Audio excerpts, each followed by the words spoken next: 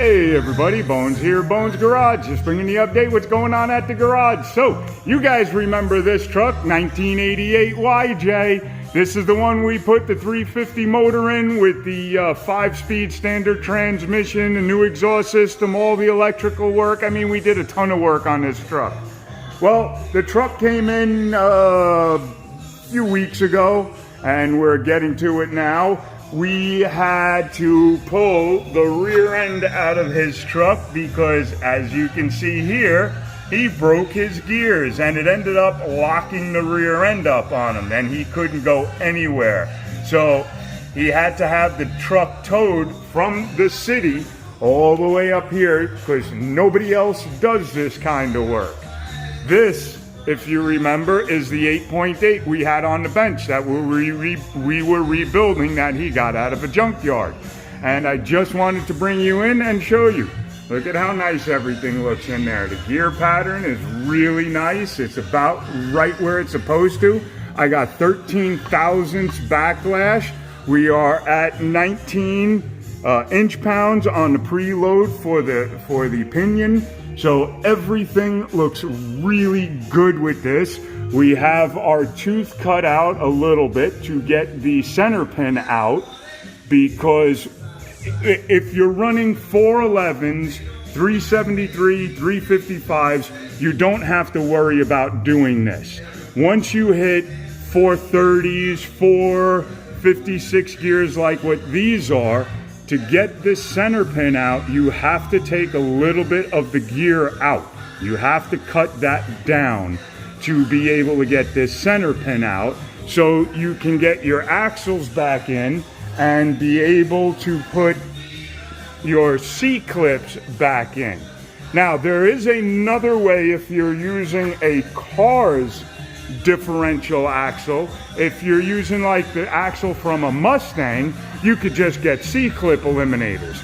But when it's an axle from a Ford Exploder, you can't do that. Nobody makes a C-clip eliminator for this axle setup.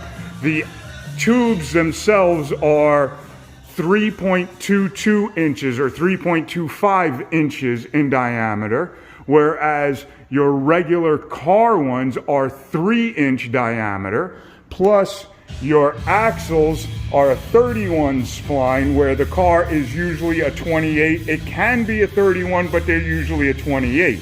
Also, this on the Explorer, the truck, is 1.6 inches in diameter.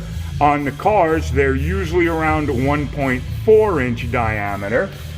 Also, this plate here that holds your disc brakes in place is bigger. So is the end of the shaft. So there is no C-clip eliminator kit for this axle. So the only way to get your C-clips in is to cut that gear out a little bit, because the C-clips go right in there of the axle. And you cannot get the axle pushed in far enough with the pin in the way. You have to get that pin out of the way. And the only way to get it out of the way is to put that little cut in the gear right there. So there you go. We're getting her done. We have a lot done on this thing. We had to do a little bit of modification on the lower spring plate. So this way the shock absorber lines up nicely with it. There used to be a gusset right over here. I'll actually show you on this spring plate. There used to be a gusset right here, but to get the shock absorber to sit in line with this, we had to cut that gusset out, bend this backwards a little, and then we'll just go ahead and re-weld that gusset right back in once we're done. And I'll show you all that as we get through on everything. So there you go. That's what's going on with the 88 Jeep and the 8.8 axle. I will talk to you soon. Have fun. Okay, bye.